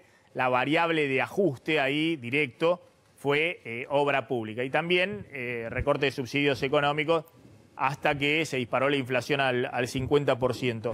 Engancho el tema intendente. Fíjense lo que está ocurriendo con los intendentes. A ver si podemos recuperar también el tape de Jorge Macri que envié el otro día, porque la verdad que es muy llamativo y muy gracioso lo que está ocurriendo con los intendentes. A ambos lados de la grieta, ¿no? Los primeros que vieron esto fueron los intendentes del oficialismo, empezando por los 2 ministros que eran intendentes y ahora son funcionarios del gobierno nacional, ¿no? Gabriel Catopodis de San Martín y Juan Zabaleta de Hurlingham. Juan Zabaleta, también Ferraresi. Pero después todos encontraron la manera de esquivar la restricción que tienen en la provincia de Buenos Aires a partir de una ley del 2017 de ser reelectos, es decir, electos una tercera vez consecutiva, los intendentes de la provincia de Buenos Aires. Claro, porque la trampa es la siguiente, Maxi. A ver, cuando se reforma la ley que regula el tema de la reelección de los intendentes y se hace durante la gobernación de María Eugenia Vidal, lo que se acuerda es lo siguiente, que cada intendente puede ser reelecto una vez, pero ya si quiere una segunda reelección, es decir, va por un tercer mandato, no puede hacerlo en forma automática consecutivo. Tiene que dejar pasar un periodo y después puede volver si quiere. ¿Qué trampa se encuentra? Que un mandato es cumplido cuando vos cumpliste los 2 primeros años de gestión. Si no cumpliste los 2 primeros años de gestión, no es un mandato cumplido. Esto rige para todos los cargos que uno ocupe, cargos selectivos en el país. Entonces, ¿qué están haciendo estos intendentes? Están pidiendo licencia, algunos renuncian, pero la mayoría piden licencia, y se van a ocupar cargos, en el caso de los que son del oficialismo, al gobierno nacional, en el caso de la oposición, por ejemplo, de Jorge Macri, al gobierno de la Ciudad de Buenos Aires. Y entonces así, como no cumplieron este periodo, pueden volver dentro de 2 años y ser candidatos en el 2023 y volver a reelegirse como intendentes de ese lugar. La verdad, una trampita dentro del límite que quiso poner en su momento María Eugenia Vidal para ponerle límite a la reelección. Mira, los últimos... Una ley que impulsaron conjuntamente Vidal con Sergio Massa. Exactamente, para tratar de transparentar y evitar la reelección eterna. Sabemos que en el conurbano hay distritos donde había intendentes que estaban 4, 5, 6 periodos y nadie los podía sacar. Entonces, los últimos que dieron el salto en este sentido y están aprovechando esta oportunidad, aunque no tenemos la certeza de que vayan a querer ser candidatos nuevamente en el 2023, fueron Jorge Macri y Ariel Sujarchuk. Estos fueron los más recientes, ocurrió la semana pasada. Jorge Macri dejó el municipio de Vicente López para ir de ministro de Gobierno de Horacio Rodríguez Larreta, en lo que muchos consideran que es un salto de nuevo de jurisdicción, ¿no? Un salto dentro de las figuras de Juntos por el Cambio. ¿Qué pasa? De Vicente López a la ciudad. ¿Qué pasa? Quería ser el gobernador de la provincia de Buenos Aires y ahora busca ser jefe de gobierno de la Ciudad de Buenos Aires en la próxima. No se sabe. Puede ocurrir como puede que no. Por lo tanto, estamos viendo este cambio de jurisdicción y la intendencia de Vicente López quedó en manos de la viceintendenta. Luego, Ariel Sujarchuk, que estaba, pero por supuesto en Escobar, fue designado ya en el Ente Nacional de Control de la Gestión de las Vías Navegables. Un paso al gobierno nacional, algo que ya muchos habían hecho. Vos dijiste, Cato Podis, Zabaleta, Ferraresi de Avellaneda, todos ellos, y Leonardo Nardini, que era intendente de Malvinas Argentinas y ahora, después de las PASO, asumió como ministro de Infraestructura de la provincia de Buenos Aires. Otro caso emblemático es el de Martín Insaurralde, intendente de Lomas de Zamora, que pasó a ser el jefe de gabinete de la provincia de Buenos Aires. Esto cuando se decide incorporar a los intendentes al gobierno de Axel Kicillof después de las PASO para reforzar que haya más intendentes y tratar de dar vuelta a la situación en las elecciones del 14 de noviembre, estrategia que parece haber funcionado porque por lo menos achicaron la diferencia. Estos son los más importantes. Y en el último caso, algunos que han sido electos diputados, como el caso de Mariano Cascallares de Almirante Brown, que va a asumir como diputado de la provincia de Buenos Aires. En este caso, obviamente, o presentará su renuncia o pedirá licencia. Pero cada vez hay más. Tienen tiempo hasta el 9 de diciembre, es decir, podemos ver que de acá al jueves haya intendentes que sigan pidiendo licencia y ocupen algún cargo o no, con la intención de volver, y dejen a su segundo, con la intención de volver en el 2023 y ser reelectos nuevamente. Muy impresionante. Ocurrir en varios distritos. Muy impresionante. Porque son 16 ya. 16, pero la verdad que, a ver, más allá de la grieta, esto hay que decirlo más allá de la grieta, ¿no? Empezaron Zabaleta y Cato Podis, que tenían, bueno, la excusa de poner el hombro a Alberto Fernández, hay que decir que son dos puntales del presidente, lo han sostenido el presidente como ha podido el presidente frente a Cristina Fernández de Kirchner. Son dos ministros que políticamente tienen peso y que lo han sostenido a Alberto Fernández en todas sus flaquezas políticas, en todas sus debilidades. Pero también hay que decir que vieron la beta antes que nadie, porque se les ocurrió para burlar la ley Vidal-Massa, bueno, van al Gabinete Nacional. Bueno, eran dos que verdaderamente, insisto, eran el apoyo político del presidente, bueno, pasan. Ahora, detrás de eso, Insaurralde, bueno, Insaurralde también tiene intervenido el gobierno de la provincia de Buenos Aires de Kicillof para que sume al resto de los intendentes y demás, pero de esa manera se garantiza poder ser reelecto en Loma de Zamora después del 2023. Fíjate, Macri. Y detrás de eso viene una andanada muy grande. Jorge Macri, la semana pasada, aparece, bueno, sorprendiendo. Es cierto que Horacio Rodríguez Larreta tiene una estrategia muy inteligente de sumar a todos y tiene nada más que y nada menos que la ciudad de Buenos Aires, que es un aparato político fenomenal. el más importante que tiene hoy Juntos por el Cambio, por eso desde ahí reparte cargos, reparte poder y construye políticamente para el 2023.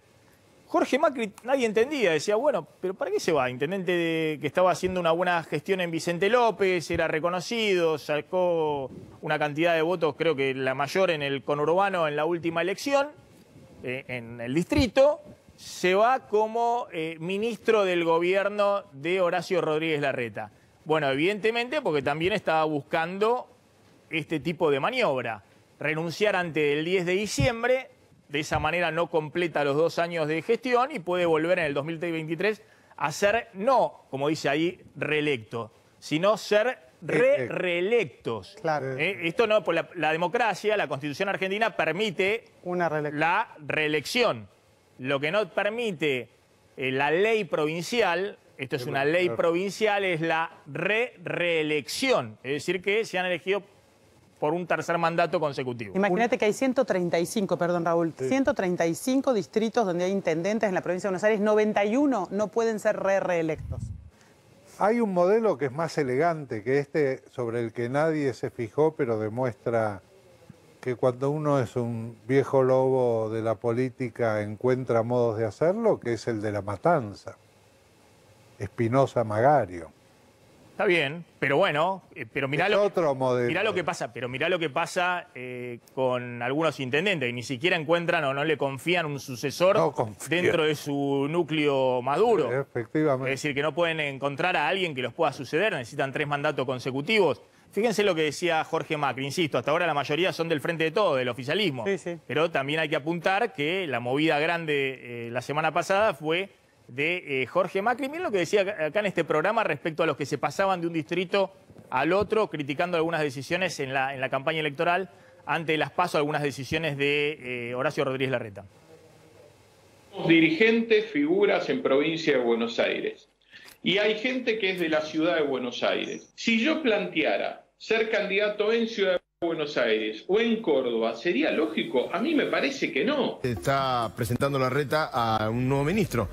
Exactamente, ahí lo ves a Larreta, acompañado del próximo ministro de Gobierno de la Ciudad de Buenos Aires, Jorge Macri. Y no sé si se quejaron mucho por el cambio de domicilio de María Eugenia Vidal. No estaba ejerciendo en ese momento.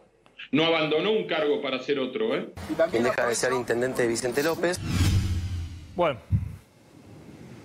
lo estaba cuestionando a Larreta antes de las PASO, que había hecho el enroque político Vidal de la provincia de Buenos Aires a la ciudad de Buenos Aires, pero fundamentalmente le estaba cuestionando Santilli, que era vicejefe de gobierno de la ciudad, yendo a ser candidato a diputado en la provincia de Buenos Aires, porque Jorge Macri quería construir políticamente a la gobernación en la provincia de Buenos Aires.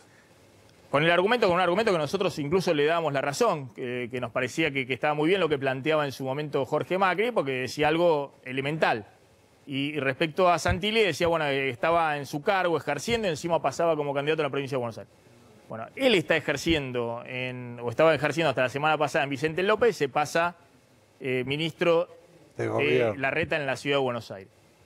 Insisto, todos de un lado y del otro de la grieta, cuando tienen que pensar en cómo manejan el poder, aunque sean los pequeños territorios o más grandes territorios de sus municipios, tienen un poco la misma lógica, ¿no? Y están tratando de burlar esta ley, que yo creo que es muy razonable, de que haya 2 mandatos consecutivos, nada más para los intendentes de la provincia de Buenos Aires, no puedan perpetuarse en el poder si quieren 3 mandatos o lo que fuera. La pregunta es cómo se siente la gente, porque digo, un intendente es alguien bastante más cercano que un gobernador o un presidente. ¿Y cómo se siente la gente? ¿Se siente abandonada cuando el intendente de su distrito decide irse a otro cargo y dejar al segundo? No sé, ¿cómo esto va a reaccionar necesariamente más allá de las estructuras y los aparatos políticos? Está el subsecretario de Atención Primaria de la Ciudad de Buenos Aires, el doctor Gabriel Batistela. Gracias, doctor, por atendernos, muy amable. ¿Cómo está? Buenas tardes, Maxi, ¿cómo estás? Bien, doctor, bueno, ¿cómo está la Ciudad de Buenos Aires en alerta con el tema de la variante Omicron? Esto que se ha conocido, el primer caso que ha pasado de Seiza a San Luis. Pero bueno, ¿cómo están en este momento con el tema de los contagios? Y no sé, ¿hay algún protocolo especial esperando el tema de la posibilidad de que esté ya Omicron circulando o próxima a circular en la Ciudad de Buenos Aires? Mira, Maxi, cada vez que hay una nueva variante se plantean los mismos interrogantes. Nosotros tenemos que tratar por todos los medios de que la circulación comunitaria de esa variante sea lo más lento posible. Sabemos que, bueno, ocurrió este caso que vino de Sudáfrica, por la ciudad de Buenos Aires solo se transportó y por suerte fue en un medio privado, por lo que no estuvo en contacto con otras personas, pero sabemos que en Brasil ya en la parte sur, en Río Grande do Sul, ya hay casos, o sea, indefectiblemente en algún momento va a aumentar los casos. Todavía veníamos de 200 casos en promedio 10 días antes, después estamos cerca de 300, no hay una escalada potencial tan importante, pero es probable, como ocurrió con la variante Delta, que la variante Omicron tenga algún tipo de penetración en el corto plazo, y lo que tenemos que hacer es lo que siempre es decirnos, cuidarnos y avanzar con la estrategia de vacunación. Si bien no se conoce todavía qué efectividad se tiene con esta variante, son las dos cuestiones que van por ahí. Cuidarnos sobre todo en los lugares cerrados y la vacunación con los esquemas completos. Candelaria. Estela, hay una teoría que circuló hoy por varios medios de comunicación de que Argentina estaría un poco más protegida por la diversidad de vacunas que nosotros hemos colocado, por haber aplicado más de 4 o 5 vacunas diferentes en el país, y que eso da como una inmunidad especial ante esta variante de la que poco se sabe. ¿Usted cree que esto puede ser así? Sí, en todos los estudios del mundo lo que se demostró que la intercambiabilidad de vacunas potenciaba la capacidad de que si utilizábamos una vacuna sola. Y en Argentina, la verdad, y ahora dando el refuerzo, con una dosis distinta a las previas que había recibido esa persona, ya hay estudios que demuestran eso. Si bien no sabemos la sensibilidad que tenga sobre esta variante, la capacidad de defensas, de inmunogénesis, son mucho mejores con la intercambiabilidad de vacunas. Doctor, ¿cómo está el esquema de vacunación en la ciudad de Buenos Aires en este momento? ¿Están con 2 dosis? ¿Qué porcentaje de la población? ¿Y cómo vienen con la tercera dosis en los grupos que se está aplicando? Bien, estamos con un 90%, más del 90% con una dosis y cerca del 81% con 2 dosis. Con lo que es la tercera dosis, o sea, para aquellas personas que recibieron 2 de Sinopharm o tenían inmunocompromiso, ya dimos casi las 150.000 vacunas que teníamos en esa población, y ya aplicamos más de 130.000 vacunas como dosis de refuerzo, o sea, aquellas personas que han cumplimentado los 6 meses de su primera vacunación. Es decir, que hay un nivel de cobertura elevado, ¿no? Porque Argentina en general va a tener un nivel de cobertura, porque no hay movimiento antivacuna tan fuerte como los que hay en Europa o incluso en Estados Unidos, en algunos estados, va a tener un nivel de cobertura elevado. Pero estamos hablando de que 81% con 2 dosis en la ciudad de Buenos Aires, me imagino que van a llegar próximamente al 90%, pueden llegar perfectamente de cobertura. ¿Y cuál es la idea? Es lo esperable y son techos que, por ejemplo, Europa no tiene. No tiene. Europa llega a un 70%, estamos al nivel de los mejores países del mundo. Bueno, ¿y cuál es la idea con la tercera dosis? ¿También ir a una cobertura de todo el que completó las 2 dosis? Exactamente. A todos darle el refuerzo, porque sabemos que a partir de los 4, 5, 6 meses el nivel de anticuerpos disminuye y tenemos que ir hacia eso para estar bien protegidos. ¿Hay, doctor, vacunas suficientes? Ustedes están viendo que, ¿se acuerdan que tuvimos estas discusiones, obviamente desde principio de año, de cuántas llegaban, qué disponibilidad tenían, si estaban dando turno o no, o si se podía vacunar libremente? Hoy hay disponibilidad de vacunas, le pregunto para la provincia de Buenos Aires, perdón, a la ciudad de Buenos Aires, pero es para todo el país, ¿no? Porque la ciudad de Buenos Aires recibe en proporción a lo que reciben también el resto de las jurisdicciones. Sí, totalmente. Hay disponibilidad de vacunas, de todas las vacunas, por eso podemos seguir avanzando en forma importante con la campaña. No es una limitante ahora la cantidad de vacunas. Claro, y vacunas que son todas, la de Pfizer, la de Moderna, Sputnik, AstraZeneca, Sinopharm, todas. Moderna no está llegando tanto, probablemente en el primer trimestre del año que viene va a llegar, pero hay disponibilidad de Astra, Sinopharm, Sputnik componente 1, componente 2, Pfizer. Hay muy buena disponibilidad. Con esta cobertura, ¿ustedes son optimistas respecto a que en la Argentina no golpee tanto como ha vuelto a golpear, por ejemplo, en Alemania o en algunos otros países europeos? La última ola, que no era básicamente la Omicron, sino era la variante Delta. Sí, creemos que sí. Uno analiza, ahora estamos analizando cada vez que se diagnostica un caso, si fue vacunado, si tenía una dosis, 2 dosis, y lo que vemos en otros países, que es la pandemia de los no vacunados. Así que en esa perspectiva estamos con un paraguas bastante importante. ¿Cuál es el tema de la Sputnik Light que figura ahí? Yo no seguí Sputnik porque Sputnik terminó siendo cada vez menos importante para el esquema de vacunación de la Argentina. Fue importante al principio, después quedaron el problema de las segundas dosis y terminó siendo no muy relevante. ¿Dónde aprobaron la Sputnik Aprobó Light? Argentina la Sputnik Light, que es la Sputnik monodosis. La pregunta sería, en ese caso, ¿cuál sería la utilidad de la monodosis? Si puede ser que se aplique la monodosis de Sputnik Light, por ejemplo, a quienes tienen primera dosis de Sputnik V, Sputnik 5, y se considera como segunda y tercera dosis, digamos como segunda y refuerzo, no lo sé, porque en este momento que la mayoría de la gente ya tiene la primera dosis dada, la llegada de monodosis no parece tener tanto sentido, ¿no? Doctor.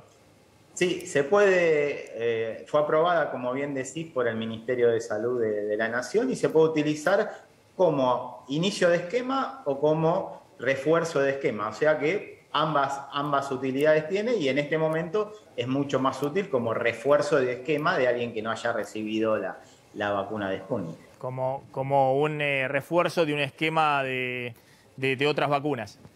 Doctor, gracias, muy amable como siempre. No, por favor. Un abrazo. Vamos a Estados Unidos, ahí está Adrián Sack y tenemos a Gerardo Pepino en Italia. Gracias a los dos. Gerardo, ¿qué tal? Tanto tiempo. Bueno, Adrián Hola, Sack, Maxi, ¿cómo estás? Tanto tiempo. Contanos cuáles son las novedades allá desde Estados Unidos. ¿Qué tal, Maxi? ¿Cómo estás? ¿Qué tal, Gerardo? Bueno, Hola, aquí están preocupados, aunque con, digamos, ciertas reservas, porque, bueno, está avanzando realmente mucho la detección de casos de Omicron. Ya son 16 estados aquí en los Estados Unidos donde se han secuenciado casos de Omicron, aunque está la sospecha de que son muchos más. Y esto se puede ver en los números. En la última semana tuvimos más de 100.000 casos nuevos por día. Esto se acrecentó especialmente, se incrementó el número de casos después del feriado de Acción de Gracias, que, como lo estuvimos diciendo en las últimas emisiones, es el día en el año en el que más desplazamiento hay aquí en los Estados Unidos de estado a estado, porque las familias se juntan más que nunca en el año, más que en Navidad todavía, ¿no? Sobre todo haciendo viajes, como les decía, de vuelos de cabotaje. Esto hizo que el número de nuevos infectados en general de COVID, no estamos hablando, discriminando por cepa, sea el más alto en los últimos 3 meses, 2 a 3 meses, y que, bueno, se cree que hay muchos más de estos casos de Omicron que no han sido secuenciados. Pero también el número de muertes ha aumentado mucho, 1.631 en promedio por día en la última semana, aunque se descuenta que todos estos casos corresponden a casos de la cepa Delta, que sigue siendo la variante dominante aquí en los Estados Unidos y que creen muchos aquí que la variante Omicron justamente va a desplazar a la Delta en cuestión de 2 a 3 meses y que por lo que se sabe hasta ahora y por lo que insisten los científicos desde Sudáfrica, es que es una variante mucho más, como le dicen acá, mild, más suave, que al desplazar a la Delta haría que sea realmente menos letal, ¿no? Y de hecho hay un científico británico que aquí es muy citado en los Estados Unidos, que lo describió como una tormenta dentro de una taza de té. ¿no? Digamos, como que es muy fuerte, pero que puede ser contenido de una manera mucho más fácil y que de hecho haría disminuir las hospitalizaciones que ahora aquí en los Estados Unidos por la cepa Delta están aumentando, incluso entre las personas que tienen 2 dosis de las vacunas del COVID, pero que ya ha pasado más de 6 meses después de la segunda dosis aplicada. Por eso no hay casos registrados o por lo menos difundidos de gente que tenga 3 dosis, que tenga el famoso booster, que ya aquí en Estados Unidos alcanza al 23% de la población. Es realmente exitosa la campaña con booster y no tanto en proporción de los que tienen 2 dosis, que está alcanzando hoy al 60% de la población, que hubiese sido un gran número hace 2 meses, pero no ahora, ¿no? Que empieza a bajar el número de anticuerpos en la gente que tiene más de 6 meses después de aplicada la segunda dosis. Entonces, ahí es donde están apuntando los cañones el gobierno y la CDC a que la gente, por favor, se aplique la tercera dosis, que realmente está siendo efectiva en detener a la cepa Delta y, bueno, se espera que sea un refuerzo efectivo contra la cepa Omicron, ¿no? Adrián, espera un segundito porque después te quiero preguntar algo del tema de inflación, el dato de esta semana que todos están esperando con mucha expectativa en Estados Unidos.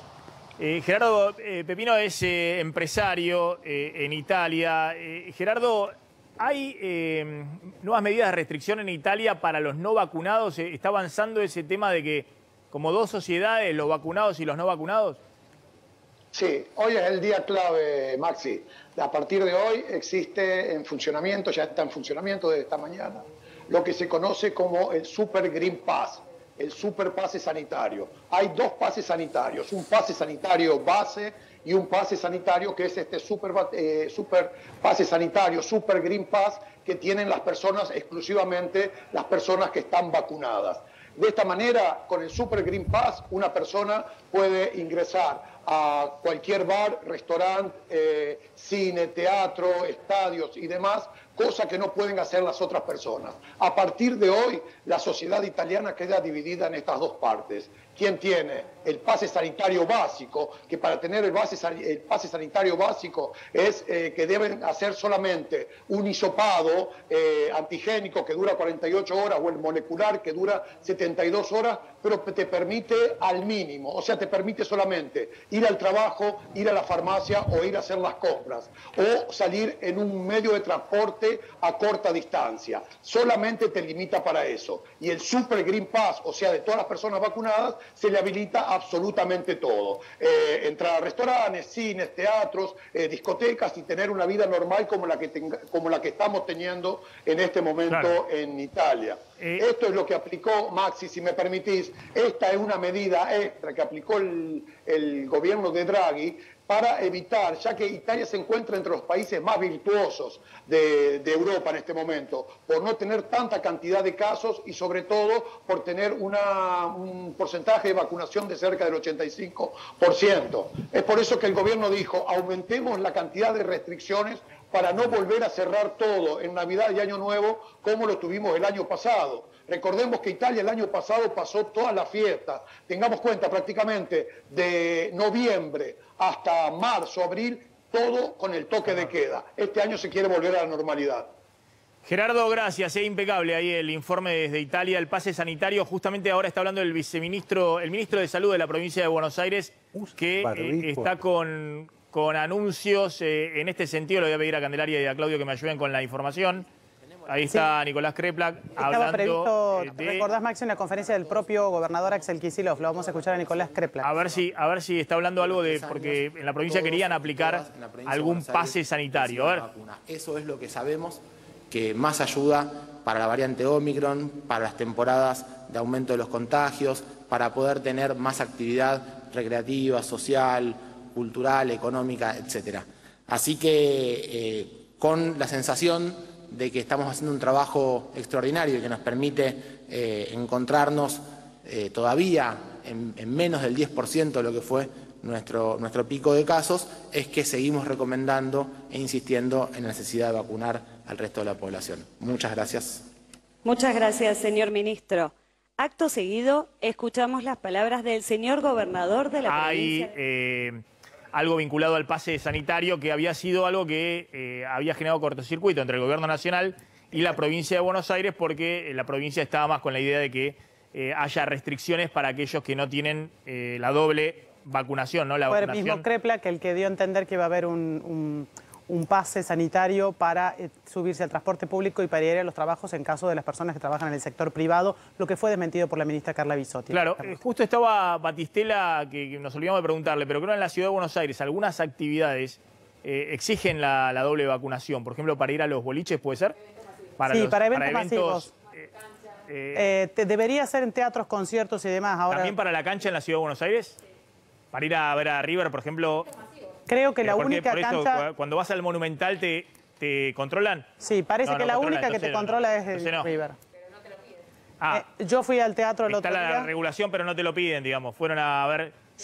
Cuando fueron a ver cómo perdieron el último partido frente a Defensa y Justicia. No, yo fui a ver cuando salimos campeones la semana pasada. Pero te pregunto, cuando fueron, ¿les controlaron o no les controlaron? Cuando salimos campeones, no.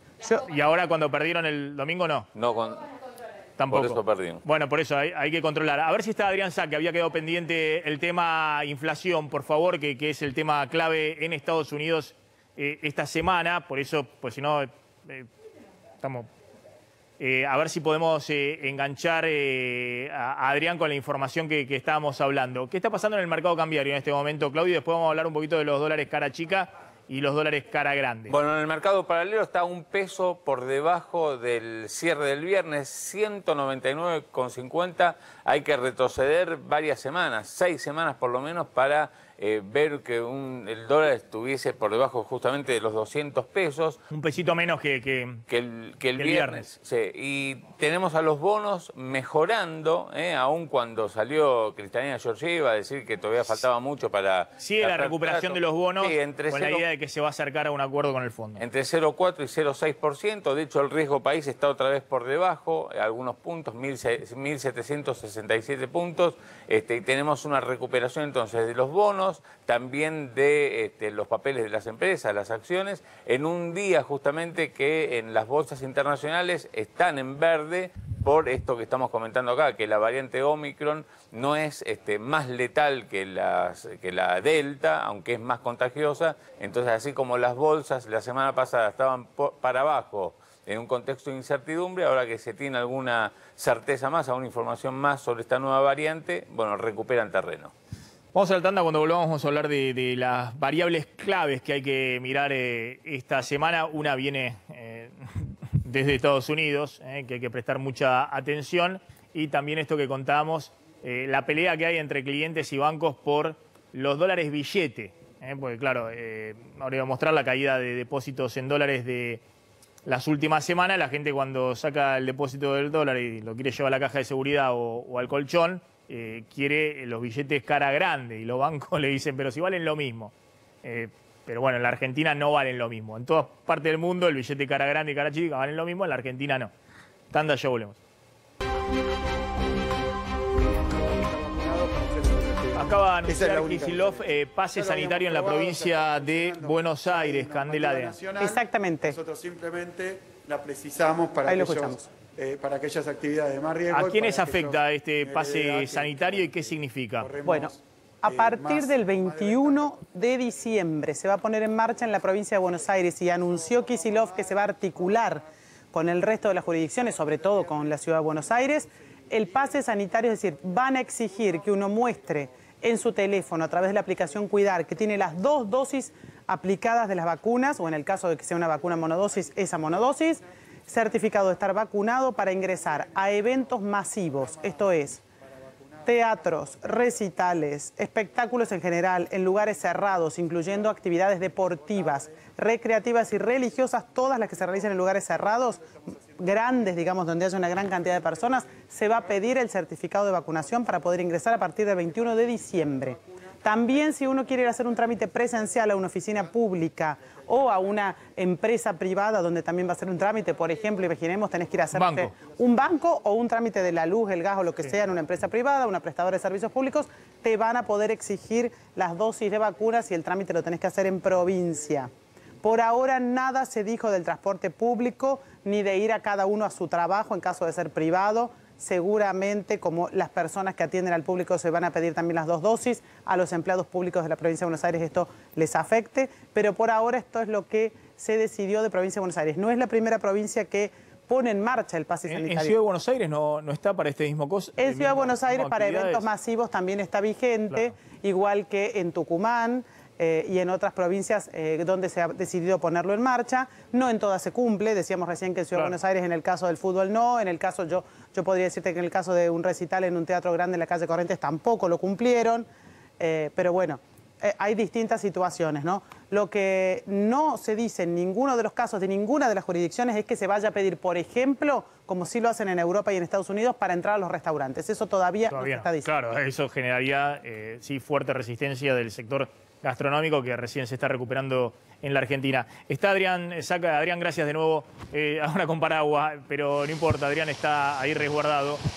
Adrián, contame qué está pasando con el tema económico en Estados Unidos. Están todos preocupados por la inflación ahora en Estados Unidos. Así es, Maxi. Están preocupados realmente, aunque los números de desempleo están dando bien, realmente al lado de lo que se esperaba para esta época. Tenemos un 4.6% de desempleo después de haber tenido un 14.7% en lo peor de la pandemia, en el pico de abril del año pasado, ¿no?